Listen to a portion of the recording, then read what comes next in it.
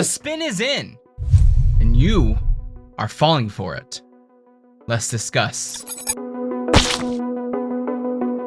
Hello and welcome back to Nerddom. My name is Matt. Thank you so much for joining me today. Now, it actually is kind of a weird, somber day because we haven't touched Marvel news in a long time, but this was too juicy not to talk about. But yes, this story is about Marvel, about Kevin Feige, and it is about Disney. It is covered in the Wall Street Journal, which of course is the best comic book and nerdy news rag. I'm sorry, what? It's not.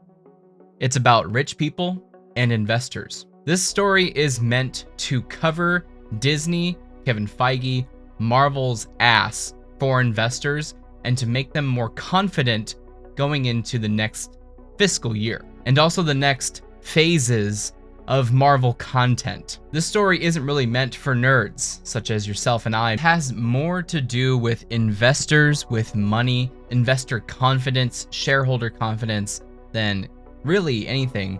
But what it does is it shines and illuminates what has happened ever since Endgame, and it proves that you were right. Yes, you were right. You were not going crazy. The bots on Twitter and online and inside of YouTube comments, they're the ones that have been trying to gaslight you the entire time. And that's my biggest problem with this article.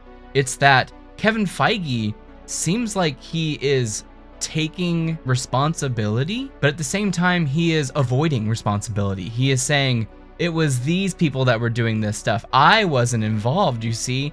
They had to try to get me in hallways. They had to try to find me. I was just stretched too thin in the Bahamas. I was just stretched too thin. Look, I get it. Maybe he did want to take a vacation. I understand. Maybe he did want to relax the rules. I understand. But what this article talks about is it sounds like some people on the Marvel Parliament have taken the fall and there's no one else to blame, baby. Now, don't get me wrong. I'm a Marvel fan. I love the MCU. I love what it was. And I don't know if it can ever capture that amazement, that pop culture fervor that it was in between 2008 and 2019. I have t-shirts that has a celebration of Marvel Studios' 10 years anniversary. It's freaking awesome. It was an achievement that I don't believe can be done again.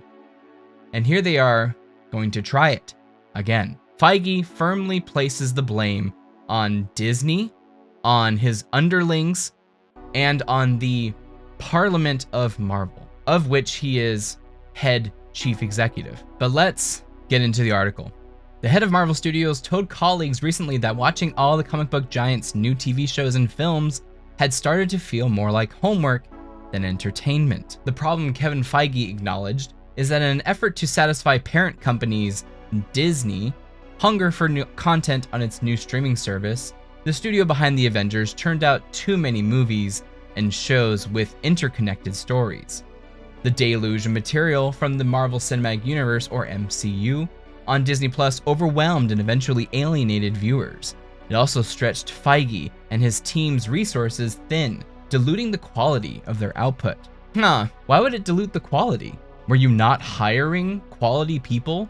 Were you not hiring quality lieutenants to do your bidding, to follow in your vision, in your path, in your goals? It really does seem like he kind of wants all of the trophies, but none of the fault here. Marvel's box office sales, streaming popularity, and formerly untouched position in pop culture suffered. Now, Feige is leading an internal overhaul aimed at getting the studio back on track.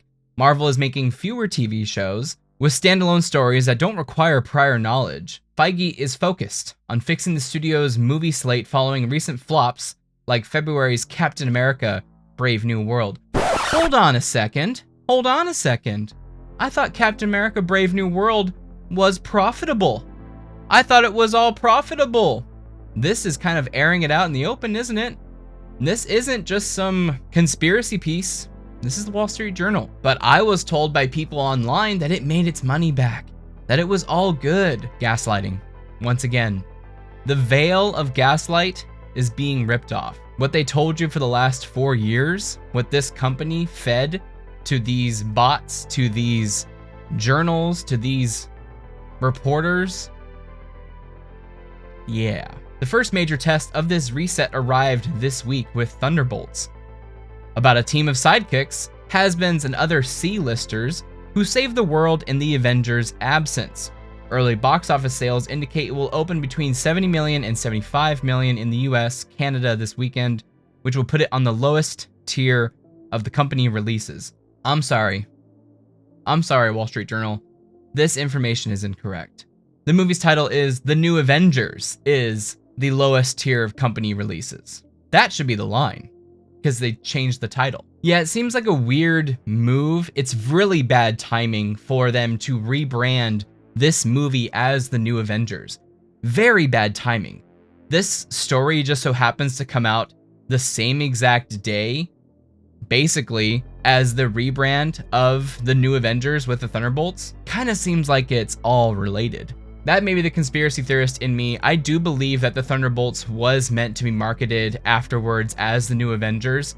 It's possible that it wasn't going to be marketed as it as quickly as we see it now, with everybody on Monday freaking out about the title being revealed as The New Avengers. But it kind of does ruin or mess up their news stories with not the Thunderbolts being the lowest, it's now The New Avengers being the lowest tier. That kind of sucks. We'll see how it turns out, but it really does feel like this is an entire marketing campaign to kind of rehash the image of MCU.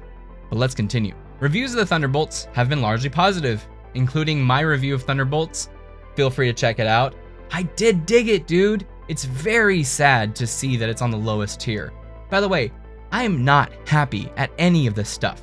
It's just me kind of gloating by saying, I told you so for so long. And yes, I know a lot of people have been saying as such and agreeing with me, but this is really for the people who disagreed. And by all means, feel free to continue to disagree. But again, I wait till I see the product. It's the product, by the way. You're a customer. Every review, I pay for the movie ticket. I pay for the subscription. As a customer, I have the right to review something. And that's my opinion on the thing. If fans like the film, they'll likely be primed to see July's The Fantastic Four: First Steps. The movie's story will lead directly into a pair of Avengers sequels in 2026 and 2027 that Marvel needs to be massive hits to restore its former glory. Feige declined requests for an interview. This article is based on interviews with more than a dozen people who have worked at Marvel or done business with the studio. We're going to get into Kevin Feige and how he kind of supposedly takes responsibility, but at the same time, I do believe he is passing the buck off to somebody else.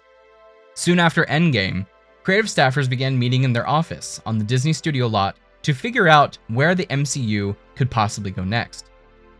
In the nearby executive building, Disney's senior leadership had another priority. Chief executive Bob Iger was launching Disney Plus as his answer to Netflix. He needed loads of new series for it, and was counting on Marvel to provide many of them. The strategy became just expansion, said a person who worked at Marvel at the time. Feige recently told colleagues he agreed to the plan because of his zealousness to tell more stories and a desire to be an excellent corporate citizen. This actually lines up with what I've heard behind the scenes as well. Supposedly, the quote from Kevin Feige is, "I have done my duty for God and country," meaning my boss and Disney. So this pairs perfectly with what we've heard for at least a couple years now. It turned out to be a mistake. People who worked at Marvel in the early 2020s said it was challenging to secure enough time with Feige to get his feedback. As a result, they sometimes spent weeks on work that proved irrelevant once they weighed in, then found themselves with little time to implement his changes before a deadline. So move the deadline. So take the time. Goodness gracious. Or hire somebody to do your bidding. This is insane. Desperate staffers resorted to chasing Feige in the halls to get answers. Long known as one of the most frugal studios in Hollywood, Marvel began spending like crazy. As at other media companies started streaming services, cost was no object.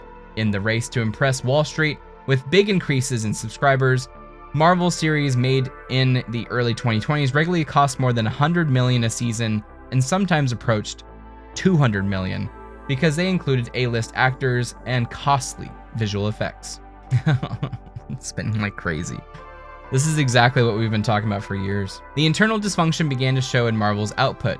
Viewers complained that there was too much Marvel content to keep up with, and a growing proportion of it felt subpar. Quote, I loved it for so many years, but after all the TV shows and everything, it just started getting a little confusing and all over the place, says Leslie Rodriguez, a 23-year-old social media manager.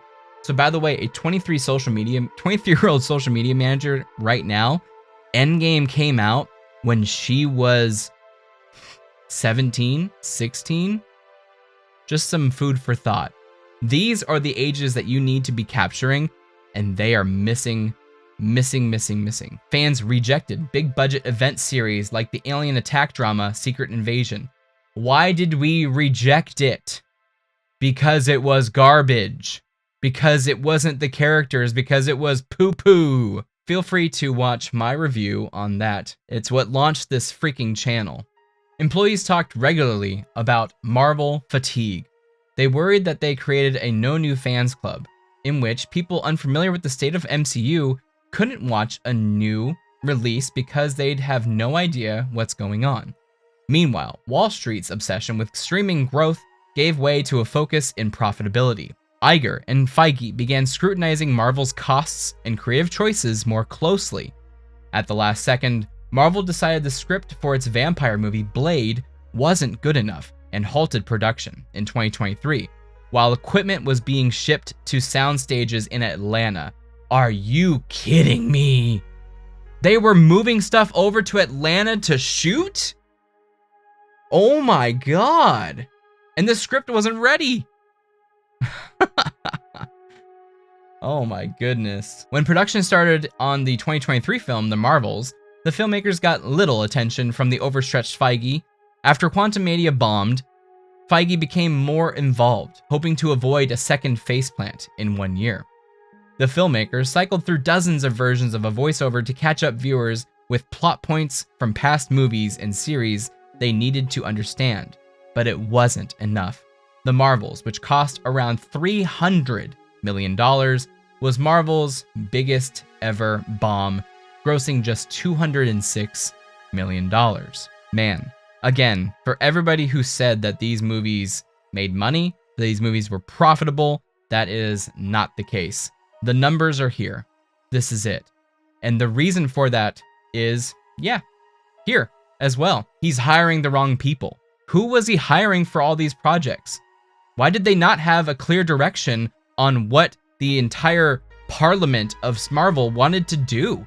They had no idea what the story was going to be, what characters were involved, what journeys they wanted to take them on. It kind of seemed like they hired noobs.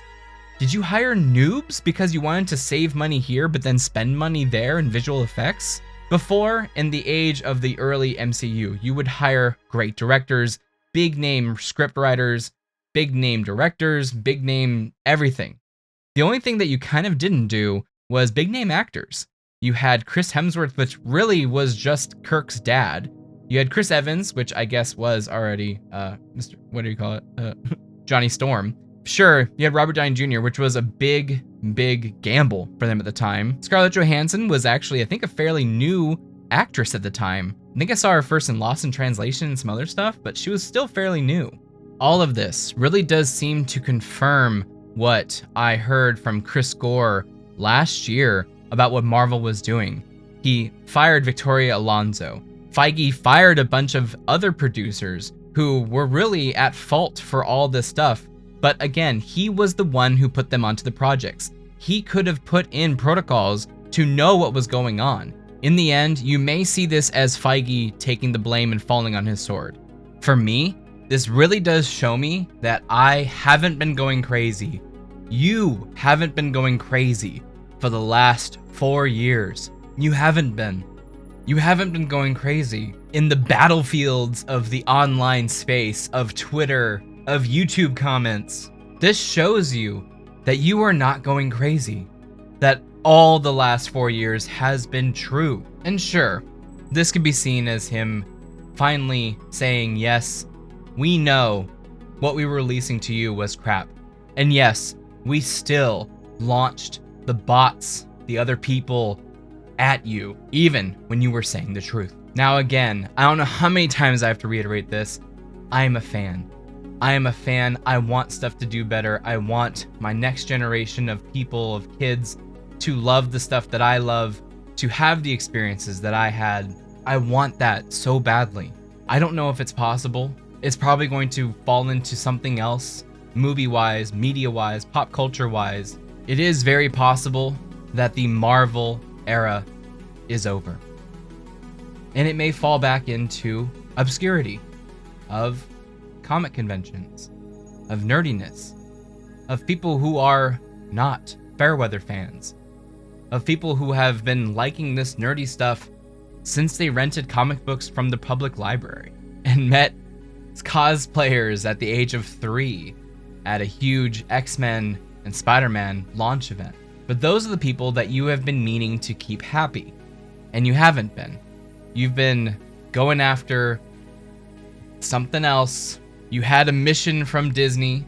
You did your duty for God and country. Well, now it's time to get back to business. It's time to get back into amazing stories, characters, relationships, situations, journeys, adventures, drama. Let's get back into that, and let's get back into what matters there. Hey, if you liked the video, feel free to subscribe. Feel free to smash the like button. It really does help out the channel and get pushed out to new people.